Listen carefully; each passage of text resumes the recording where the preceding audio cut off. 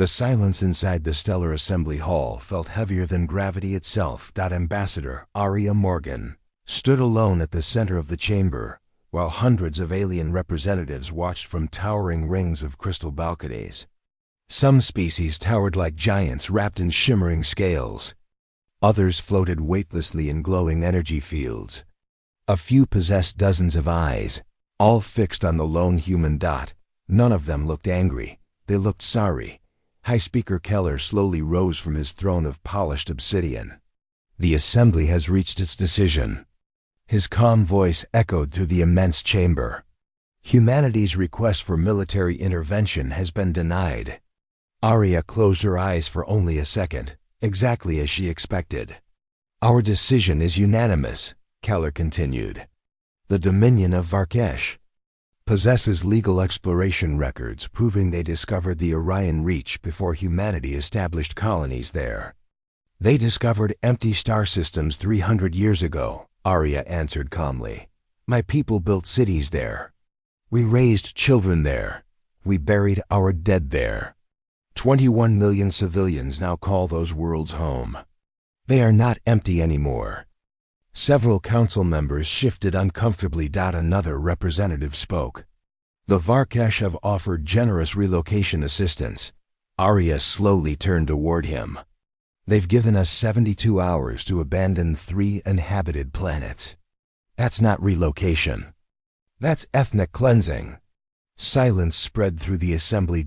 No one challenged her words. Instead, they avoided her eyes. Counselor Saren, whose translucent body glowed pale blue, finally answered. The Varkesh Imperium has never lost a war. For 500 years. They possess the strongest fleet in known space. They conquer. Others survive. It is simply the natural order. Arya laughed quietly, not because anything was funny, because she finally understood. You've already surrendered. Keller frowned. We have chosen peace. No. Arya shook her head. You've confused peace with obedience. The chamber grew noticeably colder before anyone could respond. The massive bronze doors exploded open. Every delegate turned. A giant entered. Nearly 3 meters tall. Black armored scales covered his body like living steel, while 4 crimson eyes swept across the assembly. Supreme Commander Kar Vox, the architect of 27 successful invasions. He walked directly toward the human ambassador without asking permission. His soldiers remained outside. He didn't need them. Human. His voice rumbled through the chamber. I wish to witness your surrender personally. Arya looked up into his towering face. We're not surrendering. Several delegates gasped. Khar Vox stared for a long moment. Then laughed. It sounded like an avalanche. You? He looked around the assembly. The species with soft skin, no claws. No venom, no biological weapons. You believe you can oppose the Varkesh Imperium? We don't intend to oppose you. Arya answered quietly. We intend to stop you. His laughter became louder. Our intelligence has studied your civilization. You spend more resources on education than weapons. You build hospitals instead of fortresses. You send artists to diplomatic conferences. You are builders, not warriors. He leaned closer. So tell me, what miracle do you believe will save you? Arya's expression never changed. No miracle. History. He blinked. I don't understand. You will. Commander Kar Vox straightened. In exactly 72 hours. My fleet will enter the Orion Reach. You may evacuate. Or become another forgotten civilization. He turned without another word. The enormous doors closed behind him. For several long seconds. No one spoke. Finally, High Speaker Keller sighed. Ambassador Morgan, I urge you to reconsider. The Imperium destroyed the Tala Republic in 12 hours. The Dress Coalition lasted 3 days. The Aran Kingdom surrendered before the first battle. You cannot defeat them. Arya slowly looked around the chamber.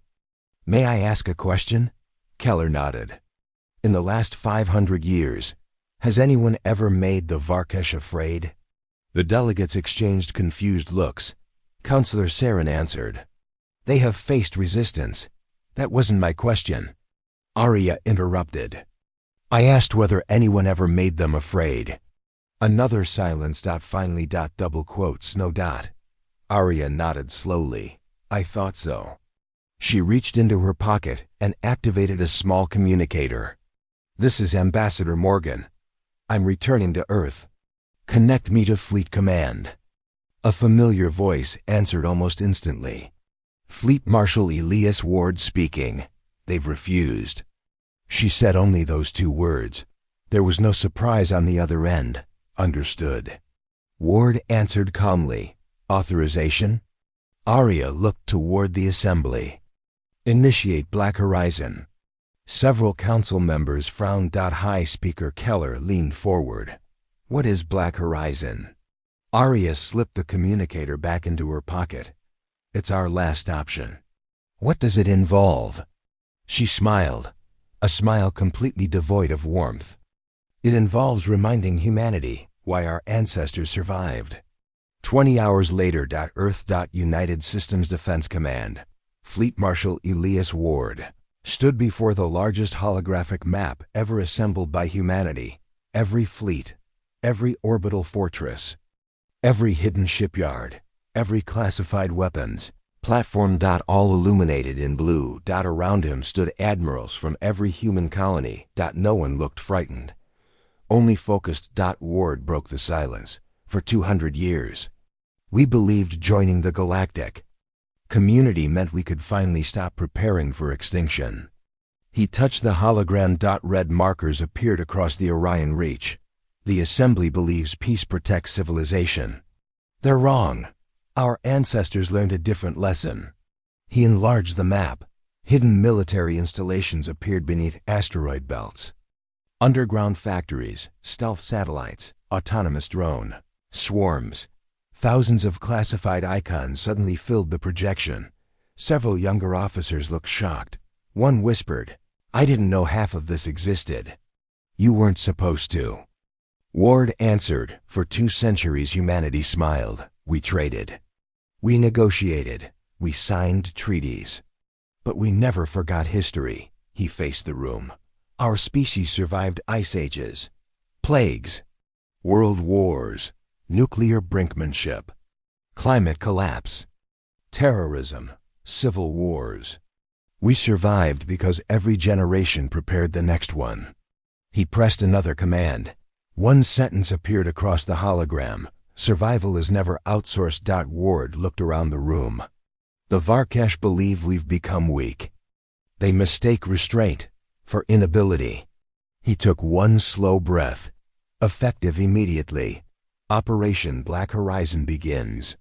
Across Earth. Across Luna, across Mars, across 74 human colonies. Emergency sirens echoed through the stars. Civilian transports launched toward secure shelters. Factories stopped producing consumer goods within hours. Every industrial printer on Earth began manufacturing only one thing. War. Not because humanity desired it, because someone else had, and history had taught humanity one unchanging lesson. If war ever came, finish it before it reached your home. Exactly 72 hours later, the first Imperial Armada emerged from hyperspace. 112 warships, each one larger than a human city. Black armor reflected the distant stars, while rows of crimson engines illuminated the darkness surrounding the Orion Reach. From the bridge of the flagship Iron Dominion, Supreme Commander Carvox watched the human colony below. Havens Reach. Population, colon 20-1 million. Military vessels detected, 30-8. He smiled. Smaller than expected. His tactical officer bowed. "Our intelligence estimates their fleet can resist for approximately 23 minutes. Generous." Carvox chuckled. "I would have said 15. The bridge erupted in quiet laughter. Everything about the humans matched the reports. Beautiful cities, orderly orbital stations. No visible defensive fleet. No panic. No military formations. They're accepting reality. Carvox folded his arms. Open communications. Moments later, Ambassador Aria Morgan appeared on the main display. She looked remarkably calm. Ambassador, Carvox smiled. Have you come to surrender? No. Then why answer my transmission? Because history deserves witnesses. The commander frowned. I don't understand. You will. She disconnected. The bridge fell silent. What an unusual species, one officer muttered. Carvox shrugged. Destroy the orbital defense platforms. Then begin planetary occupation. No unnecessary casualties. If they surrender during the assault, accept it. Yes, Commander. Weapons officers locked onto the first target. A pulse cannon capable of vaporizing an entire city fired. A brilliant crimson beam streaked toward Haven's Reach. Halfway there, it disappeared. Not exploded. Not deflected, disappeared. Every alarm aboard the flagship activated. Simultaneously. What happened? The tactical officer stared at his display. Our energy signature vanished. Impossible, another officer shouted. Unknown weapon detected. Far behind the colony, space itself shimmered. Then 30. Enormous metallic structures unfolded from camouflage fields hidden inside. Nearby asteroids. They weren't warships. They were rail platforms. Each nearly 5 kilometers long. Before anyone aboard the Imperial fleet understood what they were seeing, the platforms fired. No light. No explosions. Only invisible projectiles accelerated to terrifying velocities. A second later, 3 Imperial cruisers simply ceased to exist. Massive holes punched completely through their reactors. The delayed explosions turned them into expanding spheres of white fire. The bridge froze. What? One officer whispered. The tactical computer answered first. Kinetic impact. Velocity. 0.23 light speed. Silence. No known civilization still used physical projectiles. Energy weapons had replaced them centuries earlier. Humanity apparently disagreed. Return fire. Carvox roared. The Imperial fleet unleashed thousands of plasma bolts. Laser lances, particle beams. Missiles. Enough firepower to erase continents. Nothing hit the empty space around. Haven's Reach suddenly came alive. Small human ships emerged from every direction. Not from the planet. From nowhere. They had been hiding among drifting asteroid fragments, running completely cold. No engines. No emissions. No detectable signatures. They were here the whole time. An officer sounded genuinely frightened. The human vessels accelerated with impossible speed. They never formed battle lines. Never flew predictable patterns. Instead, every ship moved differently. Chaotic. Erratic. Unreadable. Imperial targeting systems struggled to calculate firing solutions. How are they maneuvering like that? Gravity vector engines. Another officer answered. They're changing inertia. Carvox narrowed all 4 eyes. So, they finally show their claws. Captain Naomi Reyes smiled as warning alarms echoed through her cockpit. Target locked. Her weapons officer grinned. Finally. She pushed the controls forward. Her corvette dived beneath an incoming plasma barrage before climbing vertically around an Imperial destroyer. Railgun ready. Fire. 3 tungsten rods launched. No explosions. No glowing beams. Just raw velocity. The rods pierced shields, like paper before tearing through the destroyer's engines. Its reactor overloaded seconds later. One more enemy gone. Naomi never watched it explode. She was already attacking another target. Keep moving. If we stop, we die. Back aboard the Iron Dominion. Confusion spread rapidly. Their ships refuse direct engagement. They attack, disappear, reappear somewhere else. No formation, no honor, no consistency. Carvox clenched his fists. They're fighting like predators. Before anyone answered, a warning siren screamed. Commander! Multiple unidentified objects approaching. Hundreds of tiny dots appeared across the tactical display. Drones? Carvox guessed. The tactical officer swallowed. No. Thousands.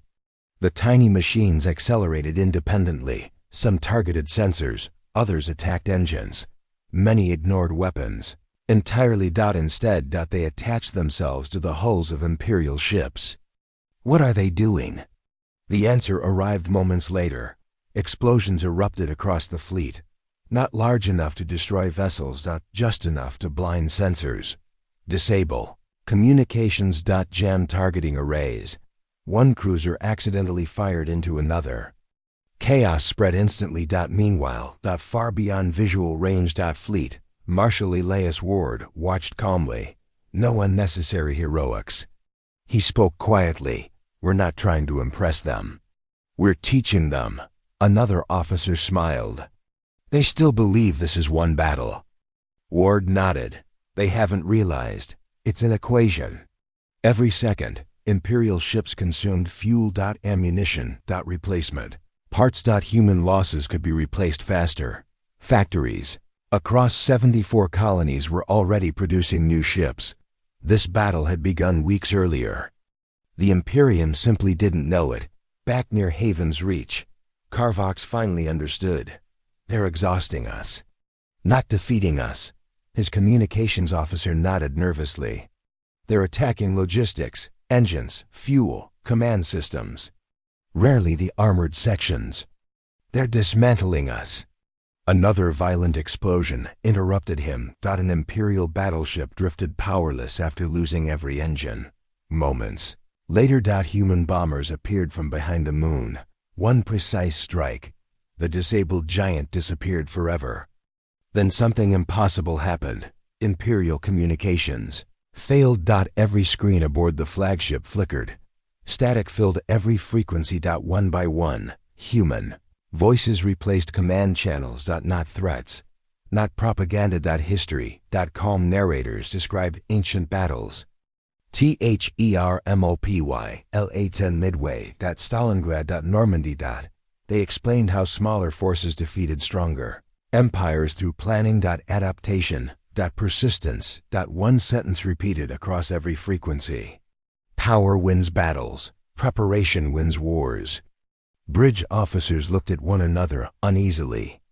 The humans weren't celebrating. They were educating. A tactical officer suddenly shouted, "Commander!" Multiple heat signatures approaching. Carvox turned. 30 civilian cargo freighters accelerated directly toward the Imperial formation. He laughed. "They're desperate. Destroy them." Imperial batteries opened fire. The first freighter exploded. Then the second. Then the third. But instead of debris, each detonation released thousands of metallic capsules. "What?" the officer whispered. "Are those?" The capsules unfolded. Mines. Hundreds. Then thousands. Within seconds, the entire battlefield became a deadly maze. Imperial cruisers struck them almost immediately. Chain reactions tore through formation after formation. Ships collided while attempting emergency maneuvers. Entire squadrons disappeared inside expanding nuclear fireballs. The once perfect Imperial formation dissolved into complete disorder. Carvox stared silently. Nothing had prepared him for this. The humans ignored tradition, ignored expectations, ignored pride. Every action served only one purpose. Victory. No matter the method. No matter the cost. For the first time in his military career, the commander experienced something unfamiliar. Doubt. Then fear. The defeat at Haven's Reach spread across the galaxy within hours. For 5 centuries, the Varkesh Imperium had crushed every civilization that challenged it. Now, one human colony had shattered that illusion. Inside the Imperial capital, silence filled the Hall of Conquerors. Supreme Chancellor Zarek Thorn stood before a holographic display showing the wreckage of the First Armada. 28 warships destroyed, 41 crippled, thousands dead. His golden eyes never left the projection. Across the chamber, military commanders waited without speaking. "Finally, explain." The single word echoed through the hall. Commander Karvox stepped forward. His armor still carried scars from the battle. They fought unlike any civilization we've encountered. They ignored every accepted doctrine.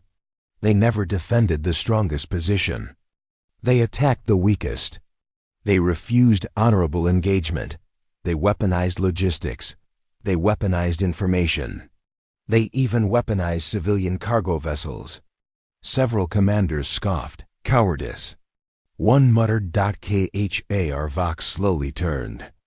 No, he answered. Efficiency. The room became silent again. So, Zarek folded his hands. How many ships do we require? A fleet marshal answered confidently. 200. Another disagreed. 300. Karvox shook his head. They're thinking like we are. Every eye turned toward him. The humans don't fight fleets. They fight systems. Destroy one fleet. They'll build another. Occupy one colony. They'll strike somewhere else. They won't stop because we win battles. They'll stop only if they can no longer fight. A long silence followed. Finally, Zarek smiled. Then we'll remove that ability. He activated the central display. A new operation appeared.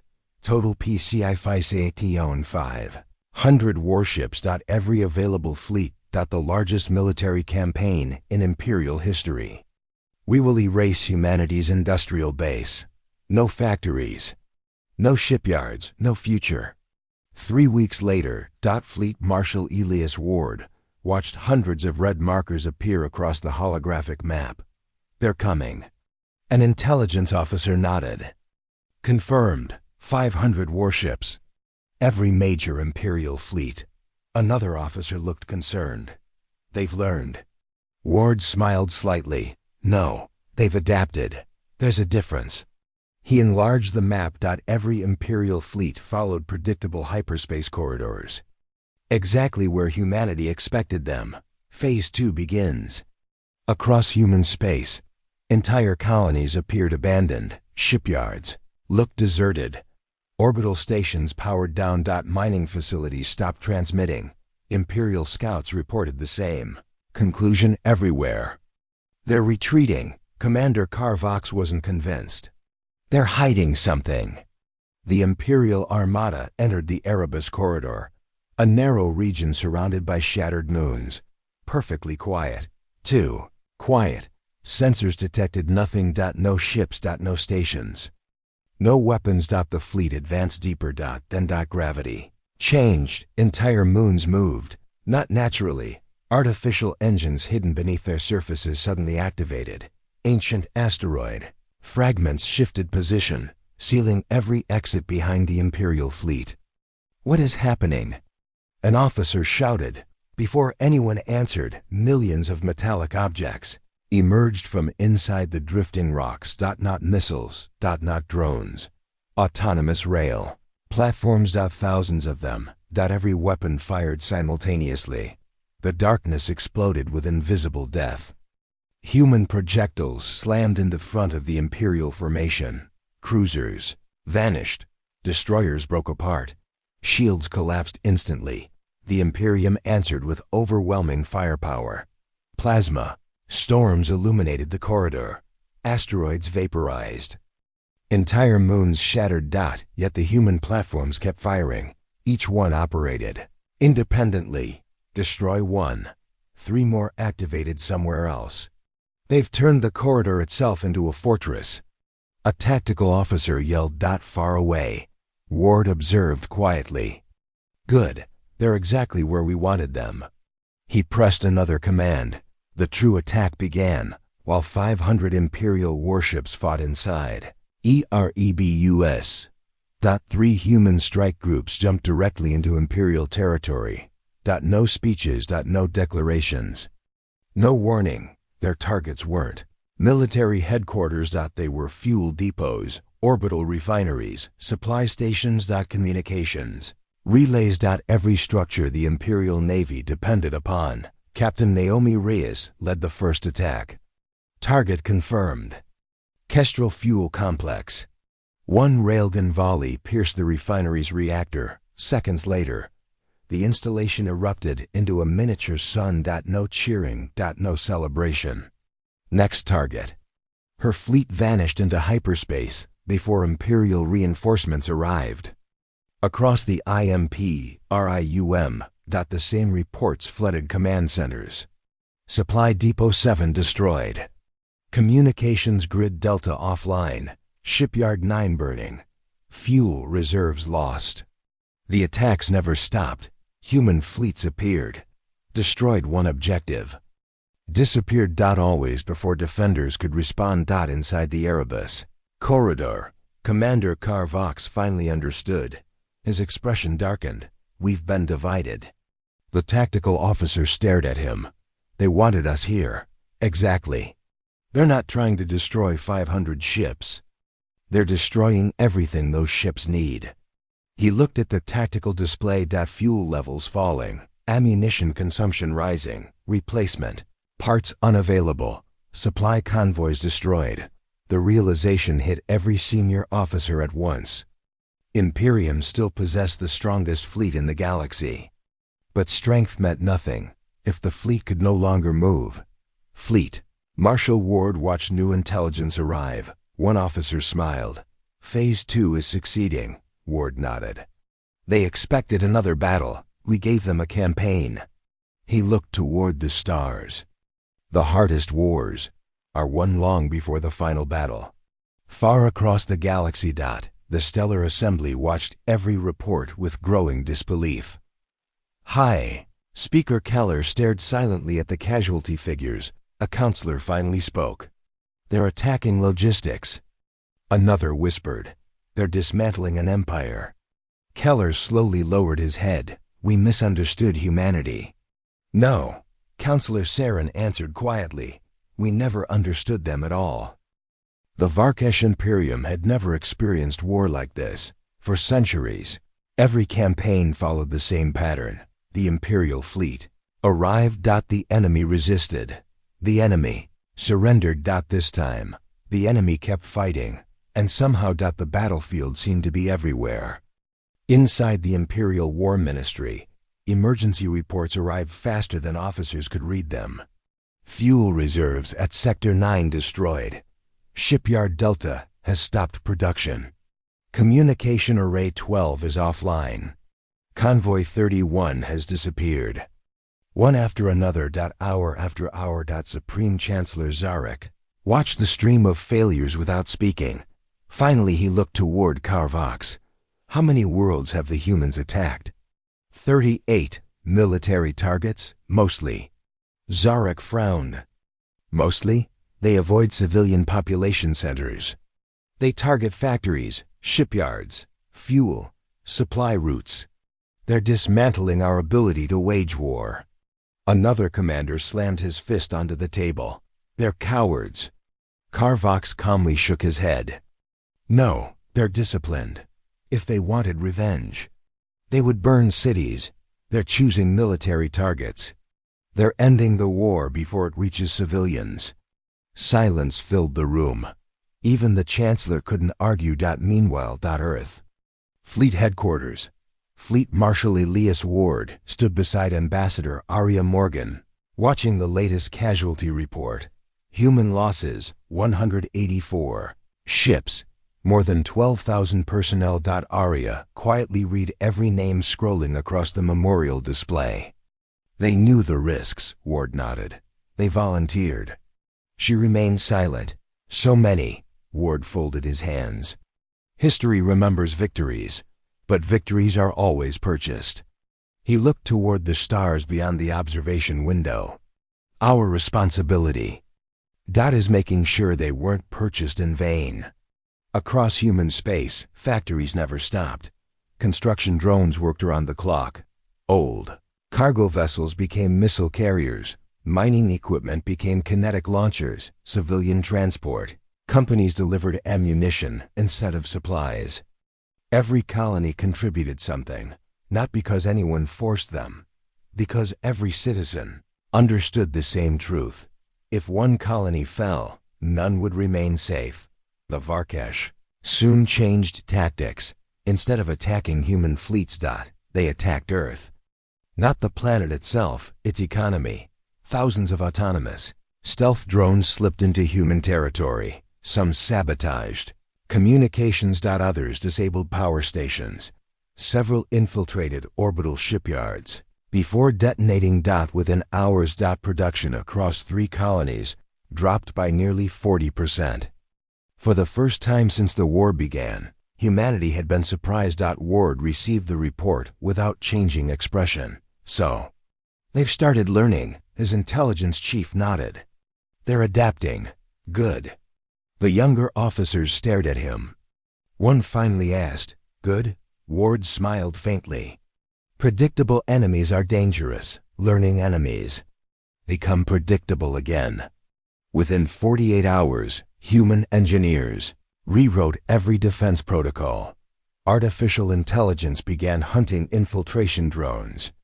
Civilian satellites formed a massive sensor network. Thousands of volunteers reported suspicious activity. The attacks became increasingly ineffective. Humanity adjusted. Again. Commander Carvox watched another operation fail. He lowered the battle report. They adapted in 2 days. One scientist answered quietly. They learn unusually fast. No, Carvox corrected. They prepare unusually well. Those defenses weren't built after our attack. They were waiting. The realization unsettled everyone. How many more surprises had humanity hidden? A week later, Imperial intelligence finally located humanity's largest orbital shipyard. Fort Sentinel. It produced nearly a third of Earth's warships. Destroy it, and humanity would suffer. The Chancellor approved the assault personally. 200 elite warships entered hyperspace. Their mission was simple: erase Fort Sentinel. The station floated above an unremarkable gas giant. From a distance, it appeared almost defenseless. Only a handful of escorts remained nearby. Imperial commanders smiled. At last, an easy victory. Carvox wasn't smiling. It's too quiet.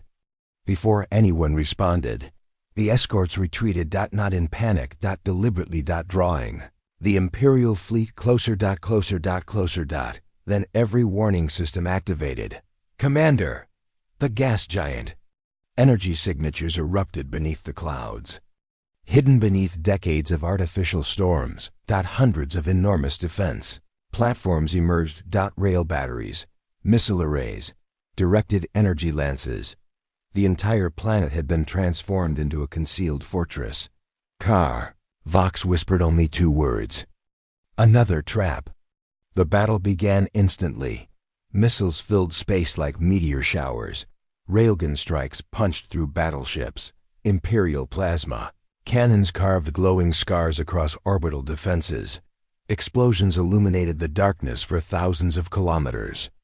Neither side retreated. For the first time, humanity fought a direct fleet engagement. Losses mounted rapidly.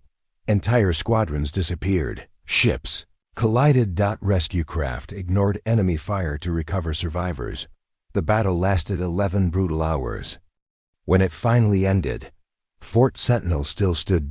Damaged. Scarred. But operational. The Imperial fleet withdrew, having lost another 63 warships.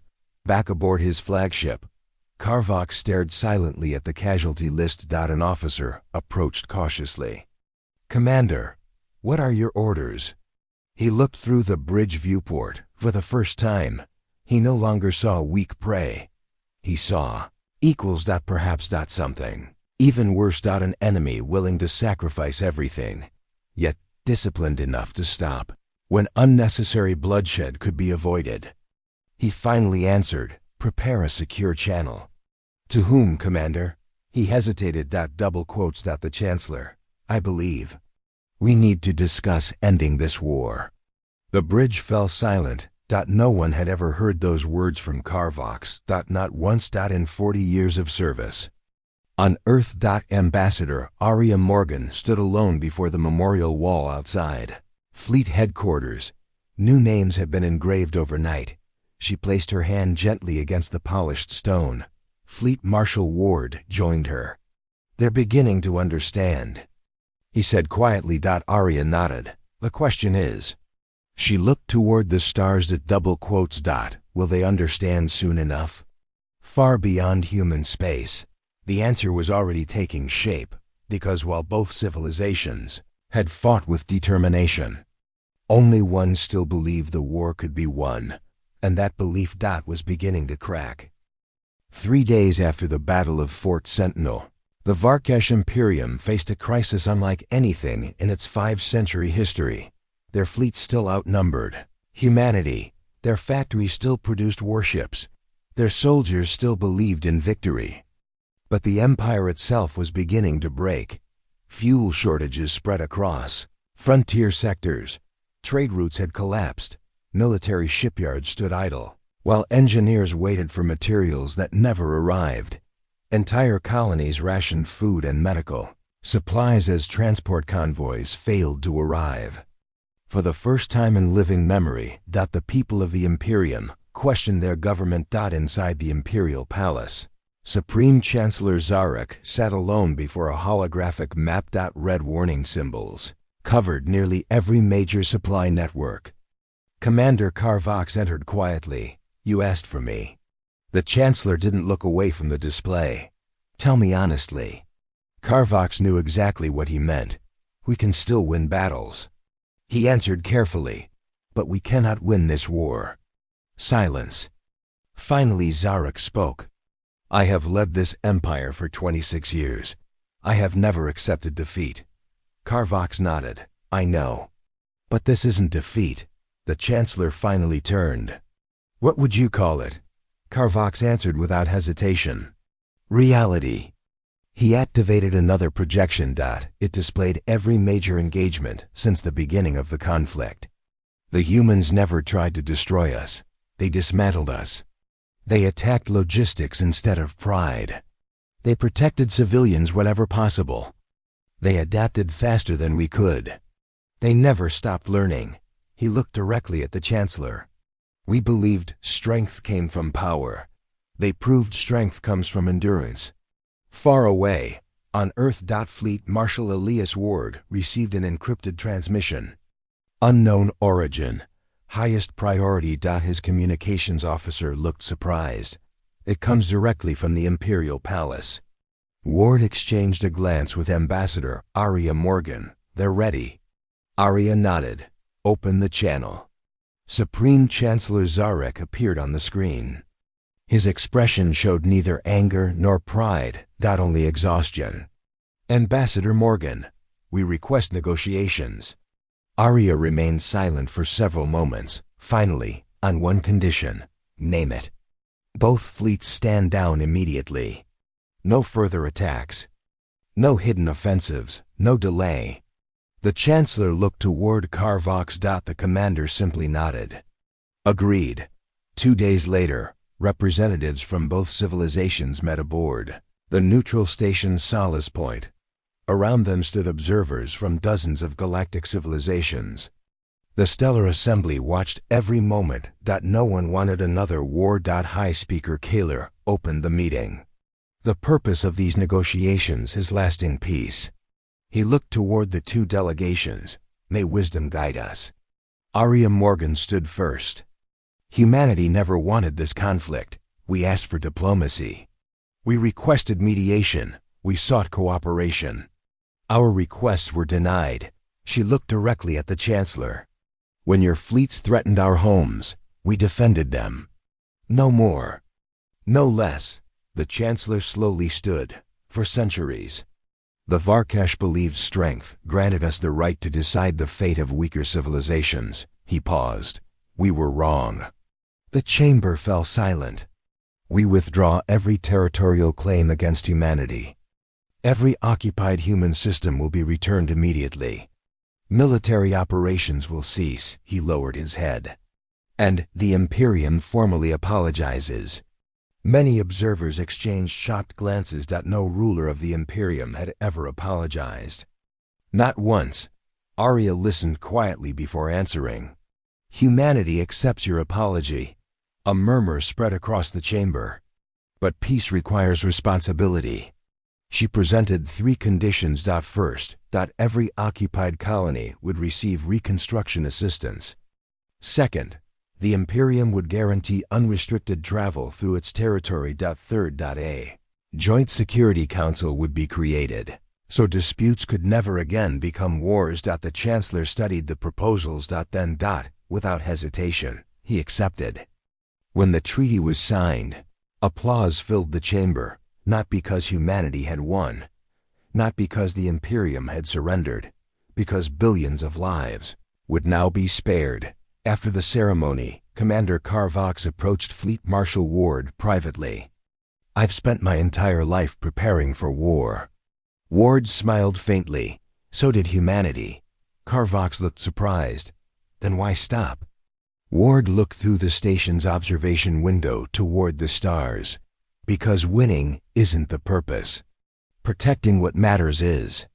He paused. "We don't celebrate war, we survive it." Carvox remained quiet. "I misunderstood your species." Ward laughed softly. So did almost everyone. Weeks later, the Stellar Assembly gathered once again, this time, not to debate humanity, to hear it. Ambassador Aria Morgan stood before every known civilization. When this war began, many believed humanity was weak. "We don't blame you.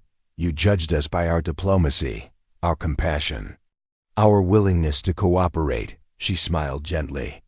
"Those things are not signs of weakness. They are choices." The chamber remained perfectly silent. "We choose peace, we choose friendship, we choose cooperation. But never mistake those choices for inability." She looked around the assembly. "If you come to humanity with respect, you will find loyal friends. If you come seeking conquest, you will discover why our ancestors survived every age of history." Her words spread across the galaxy within hours. One by one, independent civilizations requested alliances with Earth. Trade agreements multiplied. Military conflicts declined. Empires that once relied on intimidation suddenly favored diplomacy, not because humanity demanded it, because everyone had witnessed what happened when arrogance met determination. Months later, a small merchant convoy crossed an unclaimed sector of space. Pirates intercepted the vessels. Their leader transmitted a simple message: "Surrender your cargo." The convoy captain smiled. Without saying a word, she transmitted a single historical archive. The human Varkesh War 30 seconds. Later, the pirate ships turned around and disappeared into hyperspace. Not a single shot was fired. Back on Earth, Fleet Marshal Elias Ward visited the National Memorial. Rows upon rows of names reflected beneath the afternoon sun. Soldiers, engineers, doctors, pilots, citizens, people who never sought glory, only the chance to protect those they loved. Ambassador Aria Morgan joined him. "Worth it?" Ward asked quietly. She looked across the memorial, then toward children playing in a nearby park. "No," she answered honestly. "No war is worth it." She smiled as laughter echoed across the gardens. "But protecting this, double quotes, always is." The wind carried the sound of children's voices through the trees. For the first time since the conflict began, the galaxy was truly quiet, not because fear had silenced it, but because respect had replaced it, and humanity hoped it would remain that way.